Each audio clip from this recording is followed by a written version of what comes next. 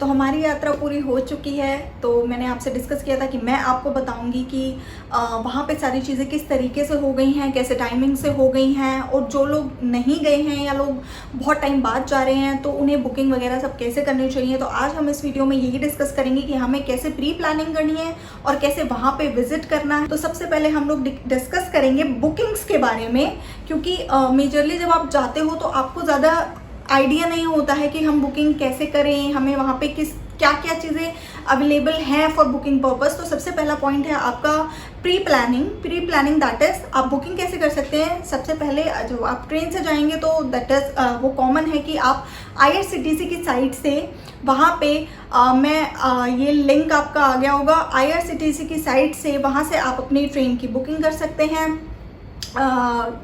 जो भी trains available हैं, what ever is your choice, तो उस हिसाब से आप ट्रेन की बुकिंग कर सकते हैं। तो पहली हो गई booking. And the second thing is जो अभी मेजरली चल रहा है दैट इज़ कोविड टेस्ट। तो यहाँ पे आपको पहले कोविड टेस्ट 48 आवर्स पहले की जो रिपोर्ट होती है वो आपकी वैलिड है, तो आपको वहाँ पे कोविड की रिपोर्ट दिखानी है।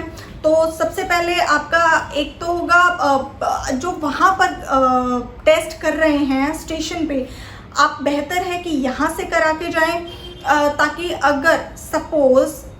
अगर आपको कुछ ऐसे चांसेस हैं कोविड के तो एटलीस्ट आपको वहाँ ट्रैवल करने से पहले आपको आपकी सिचुएशन पता चल जाए। तो सबसे पहले आप यहाँ से टेस्ट करा के जाएं। देन उसके बाद अगर आप टेस्ट करा कर नहीं जाते हैं तो वहाँ आपको जाकर स्टेशन पे ही आपका वहाँ पे टेस्ट होगा, आपको स्टेशन से बाहर एग्जिट नहीं होने दिया जाएगा। तो ये तो हो गई कोविड टेस्ट के बाद हमारी ट्रेन बुकिंग हो गई, हमारे कोविड टेस्ट हो गए।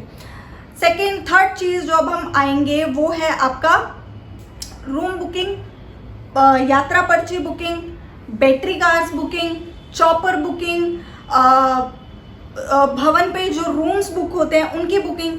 तो ये लिंक जो है इस पे आप जाकर आपको जो भी बुकिंग्स करानी है, प्री बुकिंग्स आप वो करा सकते हो, क्योंकि आप वहाँ पे भी जाके करा सकते हो। मैंने आपको वीडियो में दिखाया था, वहाँ पे निहारिका भवन है, वहाँ पे आप अपनी at that point of time आप बुकिंग करा सकते हो।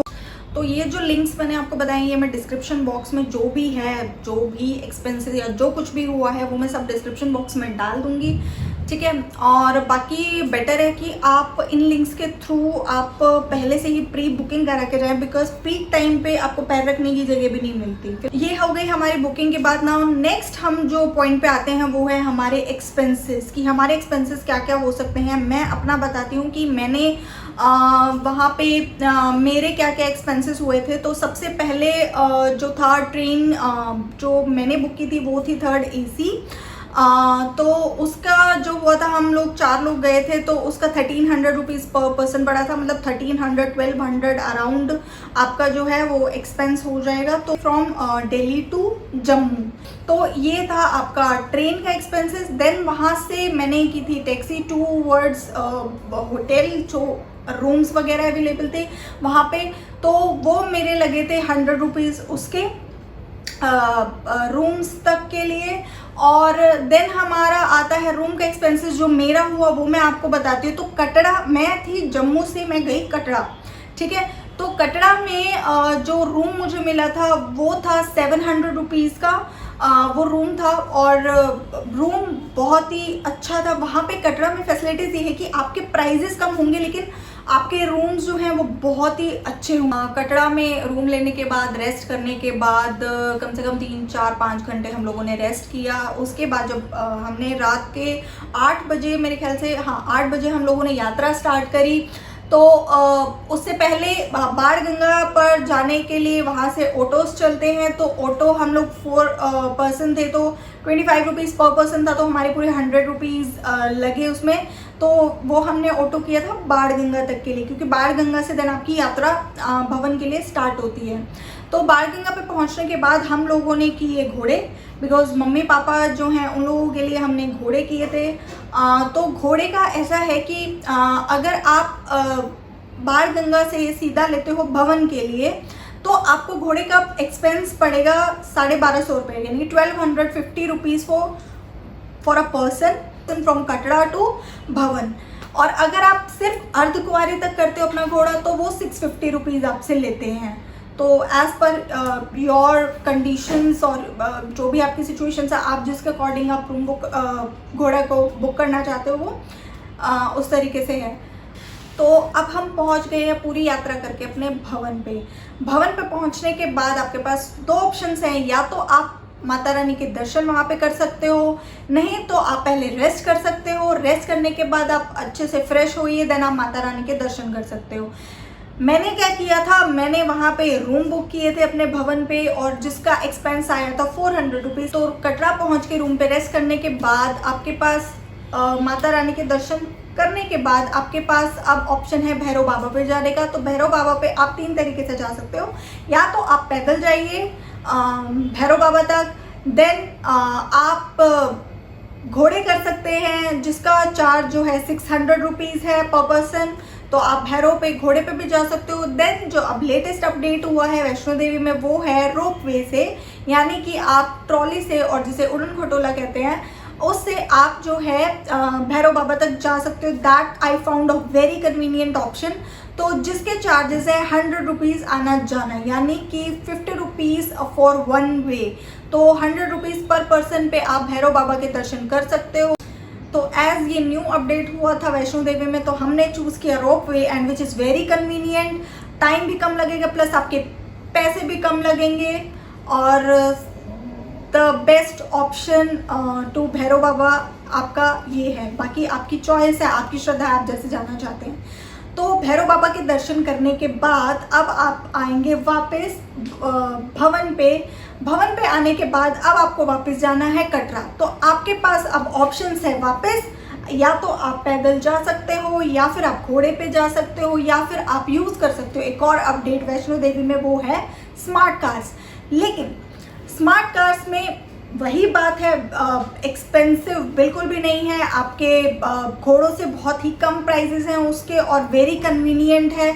तो अगर आप आते हैं वापस कटरा में भवन से दर्शन करने के बाद, तो घोड़े का वही प्राइस है आपका 1250 रुपये, यानी कि 1250 रुपीज़ टू कटरा, फ्रॉम भवन टू कटरा। और देन आप ऑप्शन ले सकते हैं स्मार्ट कार का। स्मार्ट कार के जो चार्जेस हैं वो है 236 रुपीज़ पर पर्सन। क्योंकि क्यू बहुत लंबी थी और मैं टिकट मुझे मिल नहीं पाई, तो मैंने घोड़े का ऑप्शन किया, नहीं तो मुझे काफ़ी देर वेट करना पड़ता उसके लिए।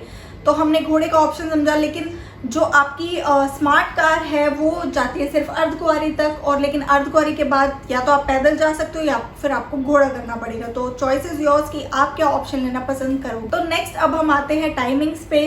तो टाइमिंग्स जिसके सेम मैं पहले वो बता देती हूँ मैं आपको। अगर आप रोपवे से जाते हो, अगर आप चॉपर यूज़ करते हो एंड आप बैटरी यूज़ करते हो, तो उनकी टाइमिंग है वो सुबह 7 बजे से ऑपरेशनल होते हैं और 6 बजे तक आपके काम करते हैं। तो 7 to 6 का स्लॉट है, सुबह 7 बजे से स्टार्ट हो जाएंगे, शाम के 6 बजे तक आप वो यूज़ कर सकते हो। और जो अगर आप पिट्ठू लेते हो या आप घोड़े करते हो, आप बच्चों के लिए प्रैम्स करते हो, तो वो 24 आवर्स अवेलेबल है। उसमें से आपकी जैसे चॉइस हो आप ऑप्शन ऑप्ट कर। तो नेक्स्ट चीज़ जो है जिसके लिए बहुत ज़्यादा क्वेश्चंस पुट अप हुए, कमेंट्स आए कि आप दर्शन कब कर सकते हो।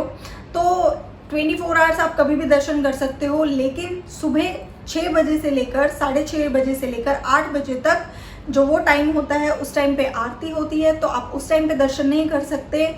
नहीं तो आप उस टाइम के अलावा 24 आवर्स तक आप कभी भी दर्शन कर सकते हो।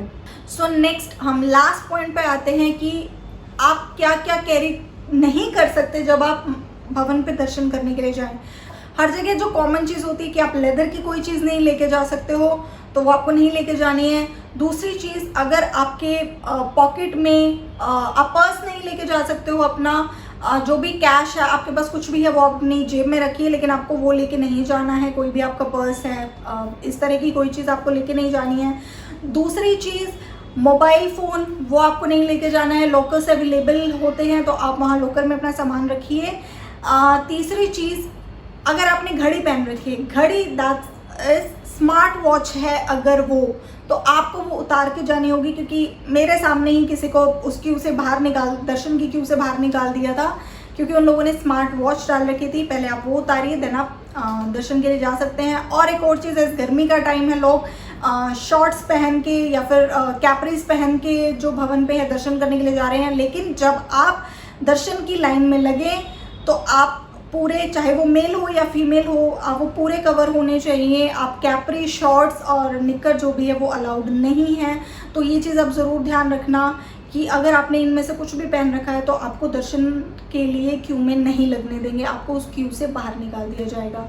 तो ये कुछ बातें थी जो भवन पे जाने पे मैंने नोटिस की, क्योंकि मैं सिर्फ 2 साल ही हुए थे जो मैं दोबारा दर्शन करने गई, लेकिन बहुत सारी चीज़ें टाइमिंग से हो गई हैं, बहुत सारे अपडेशंस हो गए हैं, तो वो चीज़ें नहीं पता चलती हैं जो पहली बार दर्शन करने जा रहे हैं या बहुत सालों बाद दर्शन करने के जा रहे हैं। तो ये चीज़ों को कुछ आपको ध्यान रखना है, आपके एक्सपेंसेस, आपकी बुकिंग एंड ऑल। तो ये सब कुछ इंपॉर्टेंट चीज़ें मैंने आपको बता दी। अगर आपको कुछ और इससे ज़्यादा पता हो तो वो आप मुझे बता सकते हो कमेंट बॉक्स में, और बाकी आप खुद देखिए वीडियो को और बताएं कि इस वीडियो में क्या अच्छा लगा, क्या बुरा लगा, क्या पॉइंट्स मैंने डाले या क्या पॉइंट्स मुझसे गलती हो गई, मैंने मिस कर दिए, हो सकता है, तो वो आप मुझे सजेशन दे सकते हो। तो इतने तक आपने वीडियो देख ली है, मैंने आपको सारी चीज़ें बता दी हैं, तो उसके लिए चैनल को सब्सक्राइब करो, वीडियो को लाइक करो एंड शेयर करो, ताकि और लोग जो जा रहे हैं या जो जाने वाले हैं उन लोगों को एटलीस्ट इन सब पॉइंट्स के बारे में पता हो, ताकि वो भी दर्शन आराम से और आसानी से कर सकें। तो इतना देख के देन प्लीज़ डोंट चीट, आप ज़रूर चैनल को सब्सक्राइब करके जाओ। फिर मिलते हैं किसी और वीडियो में किसी और कॉन्सेप्ट के साथ। Bye bye.